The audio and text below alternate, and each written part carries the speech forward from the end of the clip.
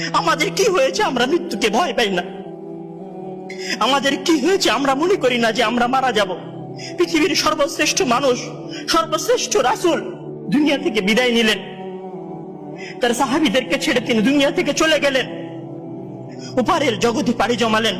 আমাদের কি হয়েছে যে আমরা বিশ্বাস করতে চাই না, আমরা প্রস্তুতি গ্রহণ করি না মৃত্যুর জন্য? আমি আপনি কি মনে করি যে আমরা চিরদিন বেঁচে থাকবো? আমি আপনি কি মনে করি যে আমার গ্যারান্টি রয়েছে আমি সালাত আদায় করে আমার রুমে ফিরে যাব?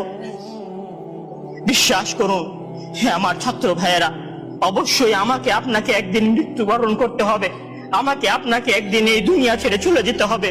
সুতরাং মৃত্যুর জন্য প্রস্তুতি গ্রহণ করুন, সুতরাং মৃত্যুর জন্য প্রস্তুতি গ্রহণ করুন। সেই দিন আসার পূর্বে, যেই দিন মৃত্যু আপনার দরবারে উপস্থিত হবে এবং মহান আল্লাহ তাআলাকে আপনি বলবেন, হে আল্লাহ আমাকে স্বল্প একটু সময় দিন, আমাকে স্বল্প একটু সময় দিন।